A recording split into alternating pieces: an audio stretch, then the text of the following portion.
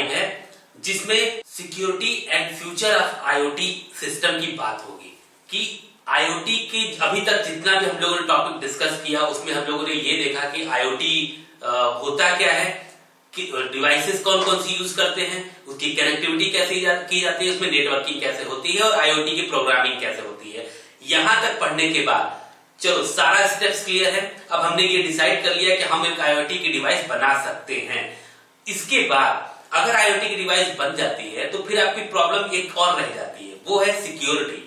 Security एक major factor है किसी भी काम का, क्योंकि जब भी हम कोई काम करते हैं, चाहे हम गाड़ी खरीदते हैं, घर बनवाते हैं, ठीक है, कोई भी ऐसा कंस्ट्रक्शन का काम या फिर अपनी लाइफ में कोई नया काम करते हैं, तो सबसे बड़ी जो रीजन आती है, लाइफ की भी बात करें, जैसे जीवन बीमा सुरक्षा की बात करते हैं, तो सबको चाहिए सिक्योरिटी।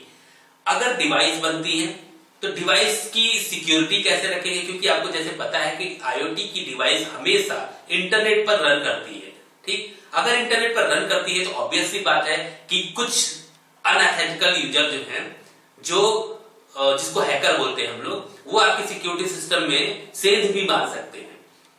तो सिक्योरिटी तो आज के डेट में इसलिए जरूरी है कि हमारा डिवाइस प्रोटेक्टिव हो, हम एक दूसरे से कम्युनिकेट कर रहे हैं। यानी कम्युनिकेट का मतलब ये हो गया कि अगर मैं अब किसी डिवाइस के माध्यम से अगर एसी से कोऑर्डिनेट कर रहा हूं तो बीच में कोई थर्ड पार्टी यूजर उसको ब्रेक ना कर सके। कम्युनिकेशन की बात करते हैं, कोई फिजिकल डैमेज ना कर सके, लाइट इफेक्ट ना हो, मतलब कहीं ऐसा ना हो कि पावर कंजप्शन की वजह से या पावर बहुत तेज आ गया तो उसकी वजह से वो जल जाए। इन सब सिक्योरिटी की जरूरत होती है। फिलहाल हम लोग इसमें जो बात करने वाले हैं आईओटी की डिवाइस है, तो उसमें 4 मेजर सिक्योरिटी की बात करने वाले हैं। पहला कम्युनिकेशन सिक्योरिटी, दूसरा है लाइफ साइकिल सिक्योरिटी, तीसरा सॉफ्टवेयर अटैक और चौथा है फिजिकल अटैक। ये चारों ऑप्शन है जिस पर अभी हम लोग डिस्कस करने वाले हैं, जिसके इर्द गिर्द हमारा टॉपिक घूम रहा है कि ठीक है, अगर आईओटी की डिवाइस बन जाती है तो अब इसकी सिक्योरिटी के लिए हम लोग किन किन वे पर काम करने वाले हैं। तो कम्युनिकेशन सिक्योरिटी की बात करते हैं। कम्युनिकेशन सिक्योरिटी में वो पॉइंट आता है जिसमें जब हम लोग एक डिवाइस बनाते हैं तो ऑब्वियस सी बात है उसको ऑपरेट करने के लिए कोई अनदर डिवाइस जैसे कि रिमोट कंट्रोल या कोई सेंसर डिवाइस, जैसे आपके ऐप में कोई ऐसा एप्लीकेशन जनरेट करते हैं जिसकी वजह से उस डिवाइस से हम लोग कोऑर्डिनेट कर सके। इन कोऑर्डिनेशन सिस्टम में अगर कम्युनिकेशन स्किल्स बेकार हो गई, मतलब ये समझो कि अगर हम रिमोट यहां से प्रेस कर रहे हैं और रिमोट के और टीवी के बीच में कम्युनिकेशन स्किल्स का गैप होगा, तो हम एक ही वॉल्यूम बढ़ाने के लिए दबाएंगे तो वो मुझे बटन या तो कभी कभी तेज से दबाना पड़ेगा या हो सकता है कि मुझे एकदम टीवी के पास जाके दबाना हो, ठीक। इन सारी चीजों को ध्यान दिया जाता है कम्युनिकेशन जो हमारा सिक्योरिटी सिस्टम है उसमें, कि जब हमारे रिमोट कंट्रोल से और उससे टीवी से एक दूसरे से जब बातचीत हो रही हो तो बीच में कोई इंटरप्शन ना हो, ठीक। और कितनी रेंज के अंदर, एक लिमिट होती है ना, क्योंकि जब भी हम डिवाइस बनाते हैं तो हम ये लिमिट बताते हैं कि एटलीस्ट 10 मीटर के रेंज के अंदर ही आपको ये बटन दबाना है, अदरवाइज उस रेंज से बाहर जाएंगे तो वो काम नहीं करेगा। हर जो भी इंटरनेट डिवाइसेस होती हैं उनके पास यही प्रॉब्लम है कि उनका एक रेंज निश्चित होता है, ठीक है, कि इस निश्चित एरिया के अंदर ही आपको काम करना है। लेकिन जब डिवाइस को आप ग्लोबली जोड़ देते हैं यानी एप्स के जरिए, तो फिर वो निश्चित नहीं होता है। अब आप यूनिवर्स में कहीं रहिए, आपका काम तो होना ही होना है। जैसे सीसीटीवी कैमरा को अगर आप उसका ऐप डाउनलोड करके अपने मोबाइल से एक्सेस कर रहे हैं तो आप फिर इंडिया में रहो या इंडिया से बाहर रहो, चाहिए क्या, सिर्फ इंटरनेट। अगर इंटरनेट की स्पीड दोनों जगह अच्छी, यानी आप जहां कैमरा रखे हैं वहां और आपके मोबाइल में जो ऐप है जहां पर इंस्टॉल किए, तो आपके मोबाइल का इंटरनेट और कैमरा के पास रखा हुआ डीवीआर का इंटरनेट, दोनों की क्वालिटी बेहतर होनी चाहिए। तो आप कहीं से भी बैठे आप उससे कम्युनिकेशन कर सकते हैं। आप ये भी देख सकते हैं कि कितने लोग वहां पर क्या कर रहे हैं, या कैमरा अगर आपने घर में लगा रखा है तो आप घर की हर एक एक्टिविटीज को वॉच कर सकते हैं। अगर उसमें स्पीकर भी लगा हुआ है तो आप वहीं से बातचीत भी कर सकते हैं। तो ये कम्युनिकेशन का एक बड़ा फैक्टर है जिसको हम लोग इस्तेमाल करते हैं। सेम चीज गाड़ियों में भी होता है।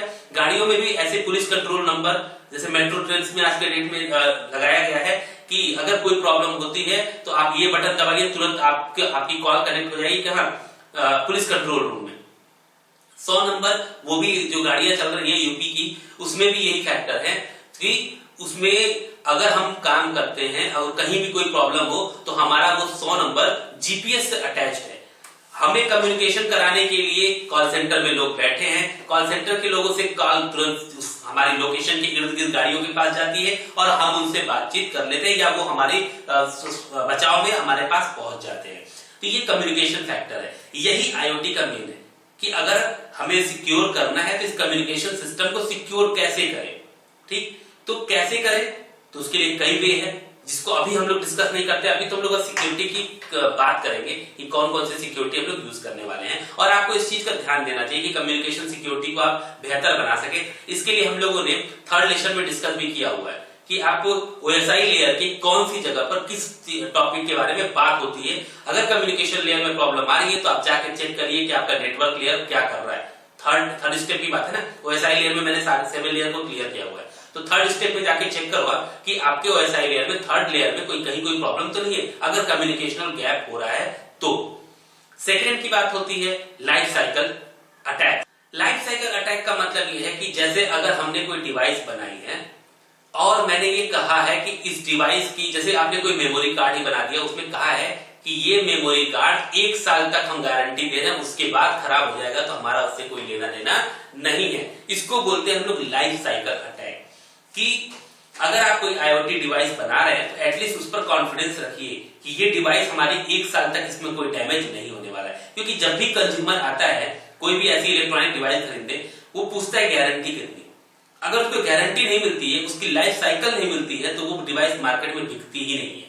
क्योंकि आप खुद सोचो कि अगर आप मोबाइल फोन भी खरीदने जाते हैं तो आप पूछते हैं कि कितने साल की गारंटी है, बैटरी पर कितने दिन की वारंटी है या गारंटी है, सब कुछ पूछ डालते हैं कि गारंटी है कि वारंटी है। अगर गारंटी और वारंटी आपको नहीं मिलेगा तो प्रोडक्ट की सेल खुद ब खुद डाउन हो जाएगी। या यही लाइफ साइकिल है। तो आप अपने डिवाइस को इतना बेहतर बनाइए कि ऐसा ना हो कि आप मार्केट में डिवाइस लॉन्च करें और इतनी कंप्लेंट, मतलब आपने 1 साल की गारंटी भी दे दी और आपकी डिवाइस इतनी थर्ड क्वालिटी की थी कि सारे प्रोडक्ट वापस फिर आप ही को आ गए, तो आपको तो भारी लॉस का जैसे एक बहुत बड़ा नुकसान होगा आपको।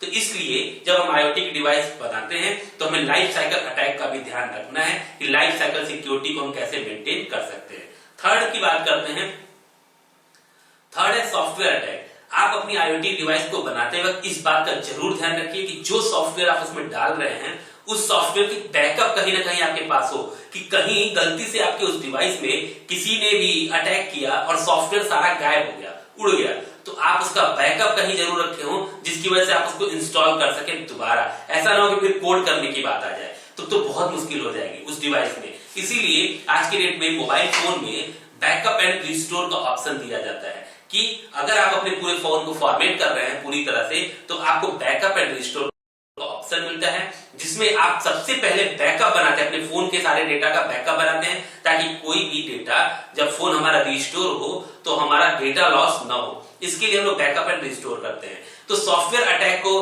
भी एक बहुत मेजर फैक्टर है सिक्योरिटी को बढ़ावा देने के लिए। उसके बाद है फिजिकल अटैक। फिजिकल अटैक में हम क्या चीजें देखते हैं? फिजिकल अटैक में हमारा आता है बॉडी का कंज्यूमर पार्ट, कि बॉडी हमारी किस तरीके की बनी है। ऐसा ना हो कि हमने कोई ऐसी बॉडी, जैसे अगर इलेक्ट्रिक, आप समझो कि अगर आपकी डिवाइस इलेक्ट्रिक से चल रही है और उसके अंदर इतनी क्षमता ना हो कि थोड़ी सी भी हीट को वो बर्दाश्त कर सके। अगर ऐसी प्लास्टिक इस्तेमाल कर दिया कि इसका पैनल गर्म हुआ तो तुरंत पिघलना शुरू हो गया, तो क्या होगा? बॉडी अटैक होगा ना वो। तो इसलिए बॉडी अटैक में भी आपको ये ध्यान रखना है कि हमारा मेटल किस प्रोडक्ट किस तरह का बना हुआ है, मेटल की मजबूती क्या है और मेटल को कहाँ यूज करने वाले हो, यानी सामान को कहाँ आप यूज करने वाले हो। अगर एसी बना रहे हैं तो एसी में जो फाइबर यूज कर रहे हैं वो फाइबर मतलब बेटर क्वालिटी का होना चाहिए। ऐसा ना हो कि बहुत हीट होने पर या फिर चिल्ड होने पर उस पर कुछ असर पड़ जाए, या चिल्ड हो तो वो कहीं से बेंड हो जाए। तो इस बात को ध्यान देना चाहिए। हमारे फिजिकल अटैक का ये हिस्सा है कि अगर हम कोई आईओटी डिवाइस लॉन्च कर रहे हैं मार्केट में तो हमें फिजिकल सिक्योरिटी का भी ध्यान देना है कि बॉडी कैसी है, बॉडी में लगाया गया पार्ट्स कुछ ऐसा पार्ट ना लगा दो कि अगर वो खराब हो गया मार्केट में तो दोबारा वो मिल ना सके। मतलब आपकी डिवाइस कहीं ऐसी न बन जाए कि वो यूज एंड थ्रो ही रह जाए लोगों के लिए। तो इस बात को आपको ध्यान देना होता है कि आपकी डिवाइस बेहतर हो और उसके स्क्रू वगैरह जितने भी पार्ट्स हो वो मार्केट में इजीली अवेलेबल हो, कि अगर कहीं से कोई डैमेज हो जाता है तो यूजर उसको रिप्लेस करके पुनः उसको यूज कर ले। ऐसा ना हो कि उसके लिए डंप हो जाए, कचरा हो जाए वो। तो अभी हम लोगों ने सिक्योरिटी की बात की कि व्हाई सिक्योरिटी, क्यों सिक्योरिटी की जरूरत है, तो इन्हीं सब चीजों के लिए सिक्योरिटी की जरूरत है और सिक्योरिटी एक मेजर फैक्टर है हमारी आईओटी डिवाइस की मार्क को मार्केट में हिट कराने के लिए। हमारा अगला पॉइंट है व्हाई सिक्योरिटी। व्हाई सिक्योरिटी मतलब सिक्योरिटी क्यों जरूरी है। तो जैसे अभी हम लोग बात कर रहे थे कि सिक्योरिटी इसलिए जरूरी है ताकि डिवाइस को, जब जिस मकसद से हम डिवाइस को मार्केट में लॉन्च कर रहे हैं वो मकसद पूरा। दूसरी चीज कि सिक्योरिटी इसलिए भी जरूरी है कि अगर मैं मान लो मैन्युफैक्चर हूं, मैंने कोई डिवाइस बनाई, कंपोज की, और कहीं से भी अगर कस्टमर को ये लगेगा कि मेरी द्वारा बनाई गई डिवाइस से उसकी सिक्योरिटी पर प्रॉब्लम हो रही है, तो वो मेरी डिवाइस क्यों परचेज करेगा, नहीं करेगा। इसीलिए सिक्योरिटी इतनी कंपल्सरी है कि हमें उसका ध्यान रखना बेहद जरूरी हो जाता है। हम इस चैप्टर में एक और टॉपिक दिया हुआ है कि privacy of IoT enabled system या इनेबल्ड डिवाइसेस। जितने भी आईओटी इनेबल्ड सिस्टम है, जितने भी आईओटी इनेबल्ड डिवाइसेस हैं, उसकी प्राइवेसी क्या है। ये प्राइवेसी मतलब ये कि अगर यूजर है तो वो ऑब्वियस सी बात है, वो चाहेगा कि मेरा डिवाइस जो मैं परचेज कर रहा हूं उसमें कुछ ना कुछ ऐसा प्राइवेसी लगा हो जो मेरे अलावा कोई दूसरा बंदा ना एक्सेस कर पाए। जैसे अकॉर्डिंग टू मोबाइल फोन की अगर आप देख लीजिए, मार्केट में अगर 2017 की हम बात करें तो 8.3 बिलियन लोग आईओटी डिवाइस को पसंद करते थे। 8.3 बिलियन 2017 की बात कर रहे हैं। उसके बाद 2020 में जब हम लोग आए तो इस पूरे रेशियो में 31% इंक्रीमेंट हुआ और आज के रेट में 31% मतलब कितना, लगभग 20 बिलियन लोग इसको इस्तेमाल करते थे। आईओटी डिवाइसेस को लोग धीरे धीरे पसंद करने लगे थे। और आज लॉकडाउन के बाद की स्थिति ये है, क्योंकि लॉकडाउन से पहले भी मैंने लोगों को सुना था कहते हुए कि नहीं मोबाइल क्या, ऑनलाइन एजुकेशन क्या, नथिंग, ठीक है, अरे होता होगा कोई यूट्यूब, बहुत लोग नहीं जानते थे। लेकिन आज इस एक साल में जो हमारा लॉकडाउन का सीजन क्या है, इसमें हर घर में हर बच्चे के पास नियर अबाउट और हर पेरेंट्स को मोबाइल फोन और उसके इंपॉर्टेंस का अंदाजा लग चुका है कि mobile phone is very important to become a part of our Indian culture. अगर हम देखें कि हमारा बच्चा, घर का बच्चा है, पढ़ रहा है, तो मोबाइल उसको आज हम दे रहे हैं कि भाई पढ़ लो, क्योंकि तुम्हारे स्कूल कॉलेज तो चल नहीं रहे। गार्जियन के सुपरविजन में बच्चे को पढ़ाया जा रहा है। गवर्नमेंट बार बार इस चीज को फोकस भी कर रही है और इस पर पूरा अपना ध्यान केंद्रित किए हुए कि आप जो है मोबाइल के जरिए या टीवी के जरिए या स्मार्ट टीवी के जरिए किसी भी तरह से आप बच्चों को पढ़ाओ। कभी कभी ऐसा होता है और इससे इंप्रूवमेंट क्या होता है, देखो एक चीज है कि ऑनलाइन प्लेटफॉर्म इतना ही कंफर्टेबल नहीं है कि बच्चा तुरंत सब सीख जाए बिना गुरु के। गुरु फिजिकली जरूरी है, लेकिन ये सब एक ट्यूटोरियल है, एक हेल्प है जिसकी मदद से आप पूरे कंटेंट को बेहतर तरीके से सीख सकते हैं। तो प्राइवेसी हमारे लिए इसलिए जरूरी है कि अगर हमारा मोबाइल फोन है, उसका हम चाहते हैं कि हमारे मोबाइल फोन का व्हाट्सएप कोई ना देखे, तो हमें उसमें सिक्योरिटी चाहिए अलग से, तो हमें मिलता नहीं है, ठीक है। यही प्राइवेसी सिस्टम का मेजर पार्ट है कि अगर हमें प्राइवेसी नहीं रहेगी हमारे किसी डिवाइस में, तो हम उस डिवाइस को पसंद नहीं करेंगे। हम चाहते हैं कि अगर एसी हम ऑन करें तो ऐसा ना हो कि कोई भी पर्सन फटाक से एसी ऑन करे। अगर मैं चाहूं तो अपने ऐप के जरिए लॉक कर सकता हूं। स्मार्ट होम की जो भी स्मार्ट अप्लायंसेस हैं, जैसे कि डोर लॉक, कार लॉक, जितनी भी सिक्योरिटी है, इसमें सब लोग यही चाहेंगे कि कोड सिर्फ मुझे पता रहे, बाकी किसी और को पता न रहे। अगर ऐसी आईओटी डिवाइस मार्केट में आती है तो वो बूम पे बिकती है कि जिसमें यूजर को, कस्टमर को अपनी सिक्योरिटी भी मिलती है। इसीलिए आईओटी की प्राइवेसी बेहद जरूरी है। अब अगर आज की सिचुएशन की हम लोग बात करें तो आज की सिचुएशन में मैंने खुद अपनी स्टडी में देखा है कि लगभग 53 ट्रिलियन लोग आईओटी डिवाइसेस का इस्तेमाल करने लगे हैं। अभी जो करंट रेशियो है, जो एक सिनेरियो, एक ग्राफ आया था रिसर्च के दौरान, उसमें पता चला है कि 53 ट्रिलियन लोगों ने आईओटी डिवाइसेस को पसंद किया है। और हमारी लाइफ पूरी तरह, ह्यूमन की लाइफ पूरी तरह इलेक्ट्रॉनिक डिवाइसेस पे डिपेंड होती जा रही है। एग्जाम्पल की अगर हम बात करें, जैसे एक डॉक्टर के पास पेसोमीटर होता है, डॉक्टर के पास जितनी भी डिवाइसेस होती हैं, ब्लड सैंपल, ब्लड चेक करने के लिए या फिर यूरिन चेकअप करने के लिए या आपकी बॉडी का किसी भी तरह का सैंपल करने के लिए या अल्ट्रासाउंड वगैरह के लिए, सारी devices dependent on IoT also, ठीक है, क्योंकि वो इलेक्ट्रॉनिक डिवाइसेस हैं। डॉक्टर अपनी मर्जी से रिपोर्ट नहीं बता रहे हैं, वो किसकी मदद से बता रहे हैं, वो इलेक्ट्रॉनिक डिवाइस की मदद से बता रहे हैं। तो अगर हम एक बात करें तो डिवाइस कौन सी कंपल्सरी है? आईओटी डिवाइस, ठीक है। यही डिवाइसेज है जहां पर लोग इसका इस्तेमाल कर रहे हैं। दूसरा, वॉशिंग मशीन जहां पर आईओटी का इस्तेमाल हो रहा है। रेफ्रिजरेटर, वहां भी आईओटी का इस्तेमाल हो रहा है। खेती की हम बात करें, जो एग्रीकल्चर सेक्शन में अगर हम जाते हैं तो खेती तो आपको पता है कि हमारे देश की सबसे बड़ी नींव है, ठीक है, जहां पर सारे लोग किसानों की बात करते भी रहते हैं। और आप भी सुनते हैं कि भारत एक कृषि प्रधान देश रहा है और है भी। तो यहां पर आईओटी डिवाइसेस आज के डेट में डेवलप हो चुकी हैं, जो ये बताती हैं कि ये जो मिट्टी है इसमें कौन सी तरह का आप पौधा लगा सकते हैं, किस प्रकार की आप खेती कर सकते हैं, आपकी मिट्टी में कितना नमी है, ठीक है। ये सारी चीजों का पता लगाने के लिए हमारे पास आईओटी डिवाइसेस अवेलेबल है, जिसका हम लोग इस्तेमाल खूब करते हैं। तो इसीलिए हमें प्राइवेसी, आईओटी की प्राइवेसी की भी जरूरत होती है और उसकी सिक्योरिटी की भी जरूरत होती है। इसी में एक पार्ट है IoT security for consumer devices. Consumer devices मतलब सेम चीज वही चीज, फिर वही बात हो रही है कि आपका लैपटॉप, आपका डेस्कटॉप, आपका हर एक डिवाइस, क्योंकि कंज्यूमर कौन है? हम लोग हैं। डिवाइस अगर यूज कर रहे हैं तो कौन है कंज्यूमर? हम हैं, ठीक है। अगर आप डिवाइस यूज कर रहे हो, मैन्युफैक्चरर तो आप हो नहीं, क्योंकि आप डिवाइस बना नहीं रहे। और अगर आप डिवाइस बना रहे हैं तो आप मैन्युफैक्चरर हैं, और कंज्यूमर जो यूज कर रहा है वो कंज्यूमर है। तो कंज्यूमर क्या करता है?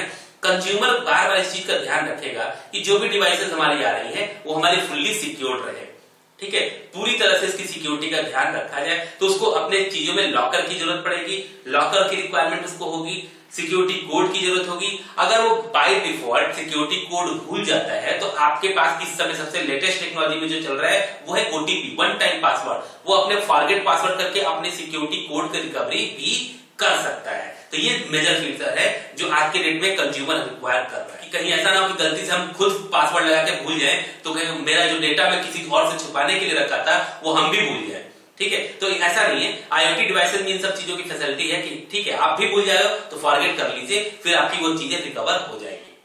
अब हमारा अगला टॉपिक है सिक्योरिटी लेवल्स की। जब भी कोई आईओटी डिवाइस आप बनाते हो तो कितने स्टेप्स में आपको सिक्योरिटी देनी होती है जो कंपलसरी होती है। तो यहाँ पर बात हम लोग OSI लेयर की नहीं कर रहे हैं, यहाँ हम लोग इस बारे में बात कर रहे हैं कि अगर हम कोई आईओटी डिवाइस बना लेते हैं तो कितने फेज होंगे, कितने स्टेप्स होंगे जिसपे हमें सिक्योरिटी का ख्याल रखना होता है। तो 6 स्टेप्स होते हैं जिस पर आप लोग को कम से कम आईओटी डिवाइस को सिक्योर करने के लिए इन स्टेप्स पे चेक करना होता है कि इन 6 स्टेप पे डिवाइस सिक्योर है कि नहीं है। पहला, यूजर की सिक्योरिटी बेहद जरूरी है। दूसरा, डिवाइस की सिक्योरिटी जरूरी है। एंड तीसरा, जो हमारे गेटवेज है, गेटवे का मतलब जैसे वाईफाई वगैरह जो भी जिस मीडियम से हम लोग कनेक्शन क्रिएट करते हैं उसकी हम बात कर रहे हैं, तो गेटवे की सिक्योरिटी जरूरत है। उसके बाद है कनेक्शन। कनेक्शन की सिक्योरिटी के लिए मतलब कि आपको कौन सा नेटवर्क से आप कनेक्टेड है, उसमें उसकी वो नेटवर्क सिक्योर है कि नहीं है, उसके लिए हम लोग सिक्योरिटी के फेज को पढ़ते हैं जो कि हमारा 4th स्टेप है। उसके बाद है क्लाउड। क्लाउड मतलब जहां आपका डेटा स्टोर हो रहा है, मतलब जहां भी आप कोई डेटा ले जाके स्टोर कर रहे हैं तो वो क्लाउड कहलाता है। उस क्लाउड की सिक्योरिटी का भी आपको ध्यान देना होता है अगर आप आईओटी डिवाइस बिल्डअप कर रहे हैं तो। उसके बाद होता है एप्लीकेशन लेवल, यानी जिससे यूजर इंटरेक्ट कर सकता है वो कोई ना कोई एप्स ही होगा ना। बिना एप्स के कोई आईओटी डिवाइस चलाना या बिना रिमोट कंट्रोल के कोई भी आईओटी डिवाइस को एक्सेस करना पॉसिबल नहीं है। तो जिस लेवल पे हम लोग डिवाइस को एक्सेस करते हैं वो एप्लीकेशन लेवल कहलाता है।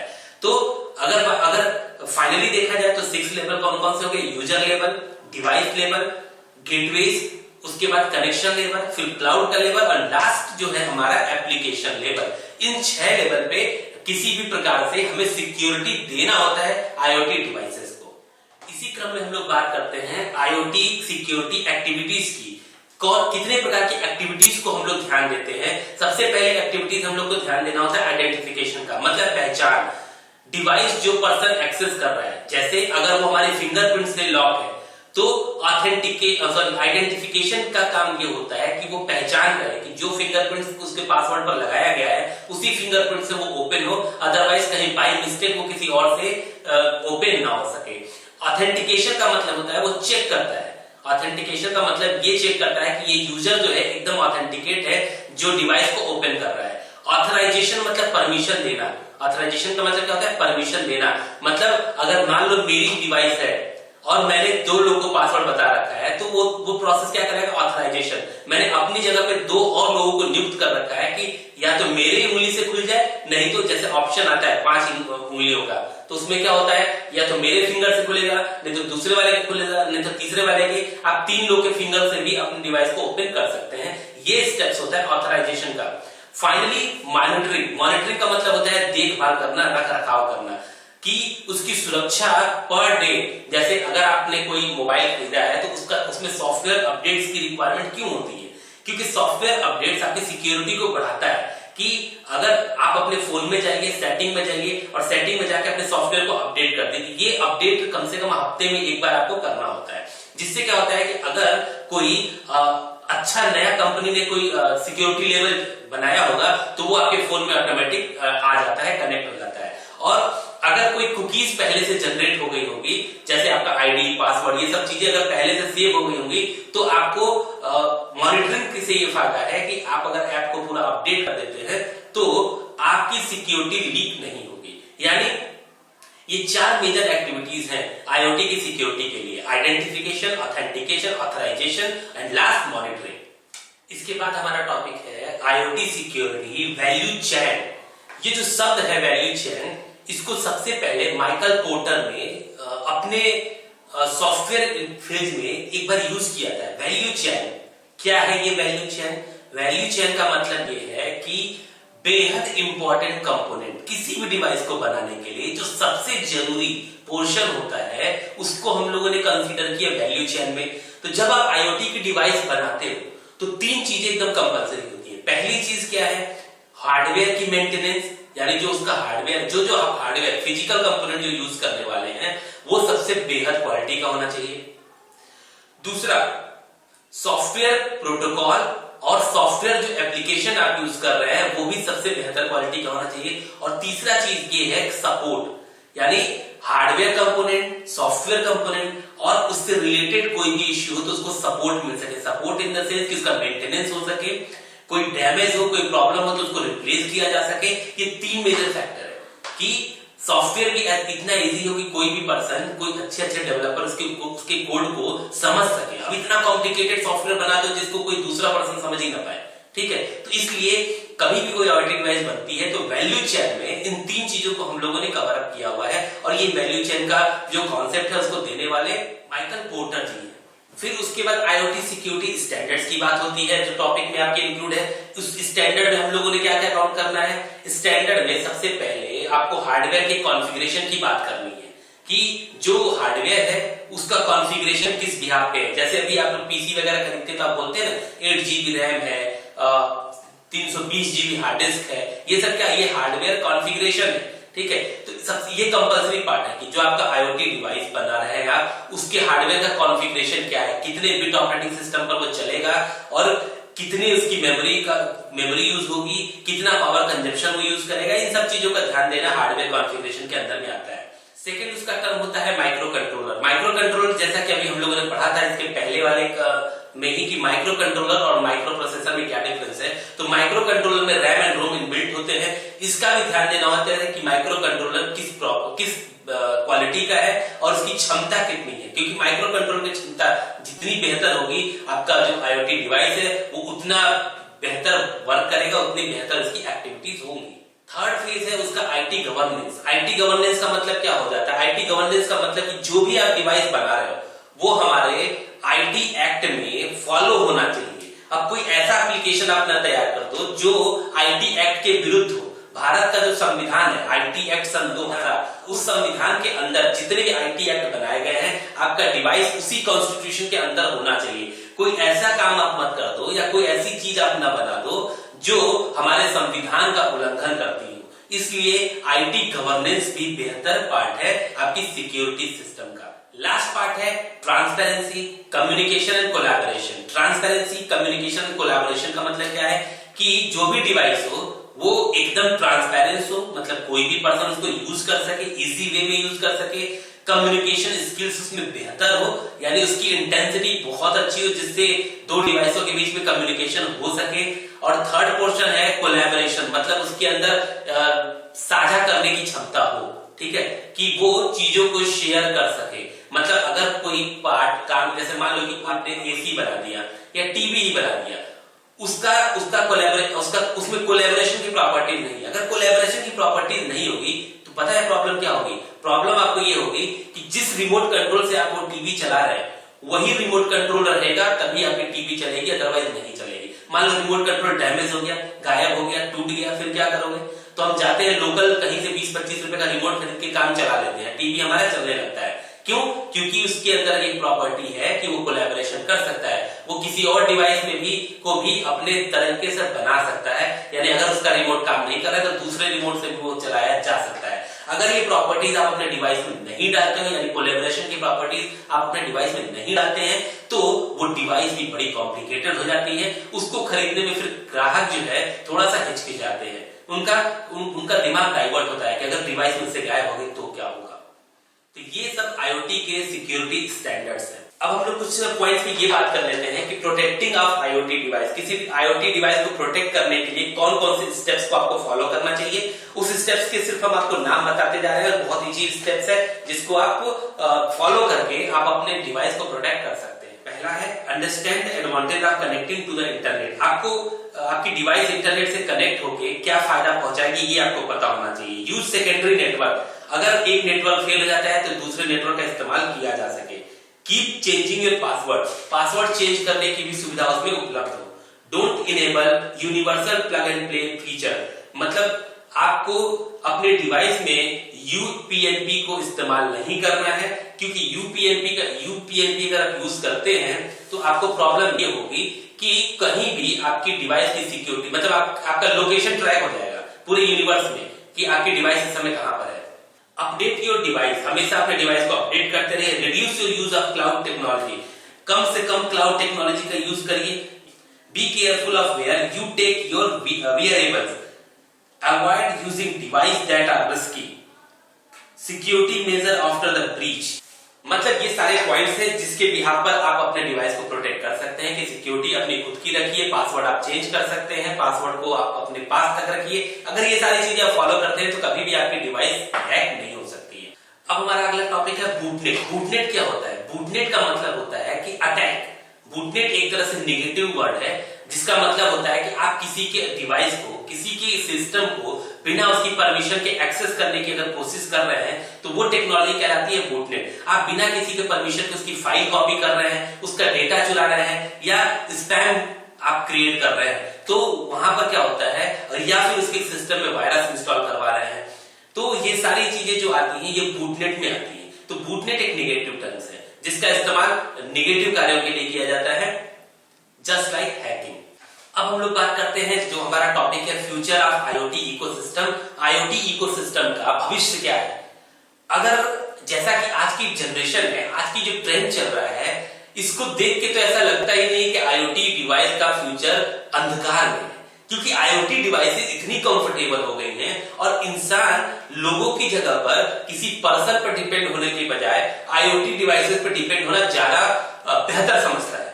क्योंकि इस भागम भाग जिंदगी में सबके पास वक्त नहीं है कि हर आदमी हर समय आपके लिए स्टैंड करे, यानी आपका कितना भी खास दोस्त हो वो आपकी हर समय आपके साथ दे या हर समय आपके अनुसार वो अवेलेबल हो, उपलब्ध हो। इसलिए आईओटी डिवाइस का जो इकोसिस्टम है वो ऐसा बना दिया गया है, ऐसा टेक्नोलॉजी पर काम हो रहा है कि बिना किसी पर्सन के भी आप अपने अंदर अपने खुद से भी इंटरटेन कर सकते हैं, अपनी बहुत सी चीजों को आप कम एफर्ट में काम को कंप्लीट कर सकते हैं, बहुत सी जरूरतों को पूरा कर सकते हैं। इसलिए आईओटी का जो इकोसिस्टम है वो सबसे बेटर है। इसका आगाज अभी जस्ट नॉस्कॉम हमारे देश का गवर्नमेंट संस्था है जिसका जो ब्रांडिंग है वो खुद प्रधानमंत्री नरेंद्र मोदी जी करते हैं। इस समय के जो करंट प्रधानमंत्री हैं मिस्टर नरेंद्र मोदी, वो इस नॉस्कॉम को रिप्रेजेंट करते हैं और उनके बिहाफ पे भारत में जितनी, जैसे बुलेट ट्रेन का कॉन्सेप्ट वो सोच रहे हैं, या फिर जो ऑटोमेटिक डिवाइसेस, जितनी भी ऑनलाइन काम हो रहे हैं, डिजिटल इंडिया का एक स्वरूप वो डेवलप करना चाहते हैं मार्केट में। तो ये सारी जो चीजें हैं ये हमारा आईओटी सिस्टम से ही बनता है। इसी से इससे पहले किस चीज पर बनता था? इससे पहले जो हमारे पास टेक्नोलॉजी थी, जब आईओटी नहीं था तब हमारे पास की टेक्नोलॉजी थी एआई, जो एग्जांपल अगर एआई की बात करें, आर्टिफिशियल इंटेलिजेंस और एमएल, मशीन लर्निंग। एआई के कुछ एग्जांपल, एआई और मशीन लर्निंग के जो एग्जांपल्स हैं उसमें आपका वॉशिंग मशीन भी आता है, रेफ्रिजरेटर भी आता है, कार भी आते हैं, बाइक्स भी आती हैं, सब कुछ आता है आपकी आर्टिफिशियल इंटेलिजेंस और मशीन लर्निंग पर भी। लेकिन आईओटी ने उसी चीज को थोड़ा सा स्किल्ड कर दिया। आईओटी ने बहुत कुछ इसमें बदलाव नहीं किया। एआई का भी सेम काम है, आर्टिफिशियल इंटेलिजेंस कृत्रिम दिमाग होता है। मशीन लर्निंग का कॉन्सेप्ट भी सेम है कि मशीन, क्योंकि सबको पता है कि मशीन वो डिवाइस होती है जो मनुष्य के काम को आसान करते हैं। आर्टिफिशियल इंटेलिजेंस का भी वही काम है कि मनुष्य के काम को आसान बनाना। आईओटी का भी सेम काम है, मनुष्य के काम को इजी बनाना। तीनों में हल्का हल्का डिफरेंस क्या है? मशीन लर्निंग जो है वो फुल्ली इलेक्ट्रॉनिक नहीं है। आर्टिफिशियल इंटेलिजेंस फुल्ली इलेक्ट्रॉनिक तो है, लेकिन उसका कैलकुलेशन के एक दायरा है, वो इंटरनेट पर वर्क नहीं करता है। उसके लिए इंसान को वहीं खड़े होकर सारा काम करना होगा। जैसे वॉशिंग मशीन चलाना है तो वहां एक पर्सन को खड़े रहना पड़ता है। वही चीज जब आईओटी आ गया तो आईओटी में बस एक इंटरनेट का कॉन्सेप्ट जुड़ गया। सारा काम आर्टिफिशियल इंटेलिजेंस वाला है। ऑटोमेटिक गाड़ी खुल सकती है, ये आर्टिफिशियल इंटेलिजेंस है। लेकिन अगर आप गाड़ी से दूर हो और आप इंटरनेट से उसको लॉक करना चाहते हो, इंटरनेट उसमें जीपीएस सिस्टम लगा होता है, तो जीपीएस की जो टेक्नोलॉजी इंक्लूड हुई वो हमारा आईओटी में कवर हो गया। यही तीनों में मेजर डिफरेंस है। बाकी इसके एग्जाम्पल तो सारे हैं। एयर कंडीशनर घर का, वो भी आईओटी और artificial intelligence and machine learning का एग्जाम्पल है। ठीक है, इसको भी आप एग्जाम्पल में काउंट कर सकते हैं। अगर 4 पॉइंट्स की हम बात करें कि कौन कौन से पॉइंट्स हमें बेनिफिट कौन कौन से पॉइंट का हुआ, तो एक्यूरेसी रेट बढ़ गई। सबसे पहला point improving accuracy rate, predictive analysis and maintenance. तीसरा इंप्रूव्ड कस्टमर सेटिस्फेक्शन और इंक्रीज ऑपरेशनल एफिशिएंसी, मतलब कस्टमर का सेटिस्फेक्शन बढ़ा, एक्यूरेसी बढ़ी, एफिशिएंसी बढ़ गई। इन सारी चीजों को बढ़ाने के लिए ही हमारा आईओटी का जो इकोसिस्टम तैयार हुआ है वो हमारे उज्जवल भारत के लिए सबसे बेहतर है। तो आई थिंक जो हमारा ये पूरा टॉपिक था वो सिक्योरिटी से रिलेटेड था और आपको समझ में आ गया होगा। इससे ज्यादा क्वेश्चन उसमें बाहर से आपको नहीं पूछने वाले हैं। जब भी सिक्योरिटी के टर्म्स की बात की जाए कि आईओटी की सिक्योरिटी के लिए कौन कौन से फेज है, तो हम लोगों ने अब अपना पूरा लेसन पढ़ लिया है और उम्मीद है कि आप अच्छा स्कोर करेंगे। स्कोर अब जब भी आप इस ट्यूटोरियल को पढ़िए तो रिटन एग्जाम देना ना भूलिए, क्योंकि जब तक आप ऐप में रिटन एग्जाम नहीं देंगे या आप ऑब्जेक्टिव का जो है एग्जाम हमें नहीं देंगे तो हम लोग ये कभी मार्किंग लगा ही नहीं पाएंगे कि आपने पढ़ के क्या समझा और आप एग्जाम में कैसे लिखेंगे। इसलिए सबसे बेहतर है कि आप स्टडी करने के बाद हर लेसन वाइज रिटन टेस्ट जरूर देकर अपलोड करें और तुरंत अपने नंबर का वेट भी करें कि हाँ मैंने रिटन टेस्ट दिया है तो मुझे कितना नंबर स्कोर हुआ है। क्या अगर मैं आपको ट्यूटोरियल पे हमारे लोग अगर आपको 80 नंबर 90 नंबर देते हैं तो ये समझ लीजिए कि आप वहां पर अपने बिहाफ पर पास हो जाएंगे। ठीक है, चलो अब नेक्स्ट टॉपिक पढ़ते हैं जो हमारा आखिरी लेसन होगा, लेसन 6। अभी के लिए धन्यवाद।